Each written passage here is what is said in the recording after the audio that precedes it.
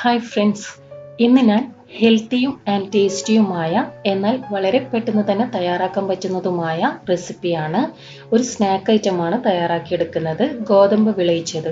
ഇതിന് വേണ്ടിയിട്ടുള്ള ഇൻഗ്രീഡിയൻസ്: കുത്തിയ ഗോതമ്പ് 1 കപ്പ്, ഗ്രേറ്റ് ചെയ്ത തേങ്ങ 1/2 കപ്പ്, കാഷ്യൂ നട്ട്സ് 10 എണ്ണം, റൈസിൻസ് 10 മുതൽ 12 എണ്ണം, പഞ്ചസാര 3 table spoon, ghee 1 table spoon, ഉപ്പ് ആവശ്യത്തിന്.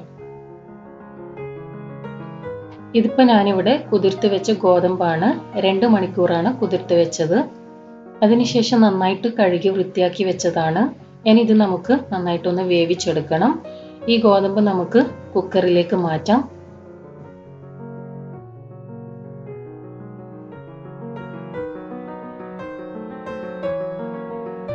ഇനി ഇതിലേക്ക് ആവശ്യാനുസരണം വെള്ളം ഒഴിച്ചു കൊടുക്കാം. വെള്ളം അല്പം കൂടുതൽ തന്നെ ചേർക്കുന്നതാണ് നല്ലത്, ഇല്ലെങ്കിൽ ഗോതമ്പ് ഹാർഡായി പോകും.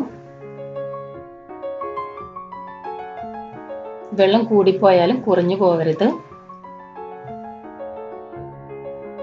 ഇനി ഇതിലേക്ക് പാകത്തിനുള്ള ഉപ്പ് ചേർത്ത് കൊടുക്കാം. ഏകദേശം 1 ടീസ്പൂണോളം ഉപ്പ് ചേർത്ത് കൊടുക്കാം.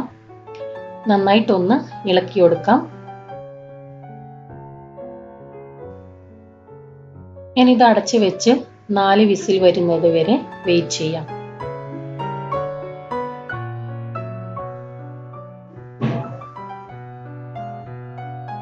ഇപ്പൊ നമ്മുടെ എയറൊക്കെ പോയി തുറന്ന് നോക്കാം. നമുക്ക് ഗോതമ്പ് നന്നായിട്ട് വെന്ത് കിട്ടിയിട്ടുണ്ട്.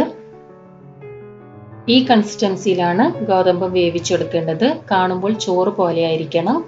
വെന്തുടഞ്ഞ പരുവത്തിൽ ഒരിക്കലും വേവിച്ചെടുക്കരുത്. ഇതാണ് ഇതിന്റെ കൺസിസ്റ്റൻസി. ഇനി നമുക്കിതിൻ്റെ വെള്ളം ഒന്ന് ഊറ്റിക്കളയാം. ഞാനിപ്പോൾ ഇവിടെ വെള്ളം ഊറ്റിക്കളഞ്ഞിട്ട് കാസറോളിലേക്ക് മാറ്റിയിട്ടുണ്ട് ഗോതമ്പം. ഇനി ഇതിലേക്ക് നമുക്ക് 1/2 കപ്പോളം ഗ്രേറ്റ് ചെയ്ത തേങ്ങ ചേർത്ത് കൊടുക്കാം.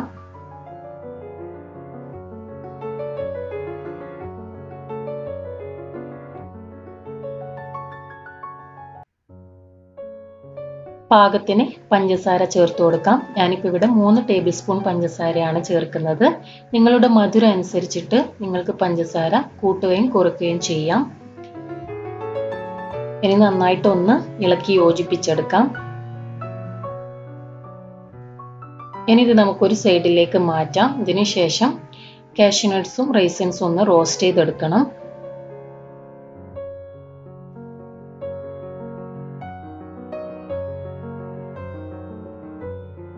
ഒരു പാത്രം നന്നായിട്ട് ചൂടാക്കിയെടുക്കാം. ഇതിലേക്ക് 1 ടേബിൾ സ്പൂണോളം ഗീ ഒഴിച്ചു കൊടുക്കാം.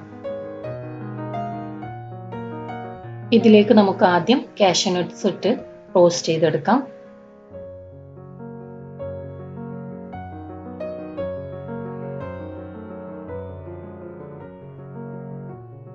ഇതൊന്ന് കളർ ചേഞ്ച് ആയി തുടങ്ങുമ്പോഴേക്കും നമുക്കിതിലേക്ക് റൈസിൻസ് ഇട്ട് കൊടുക്കാം.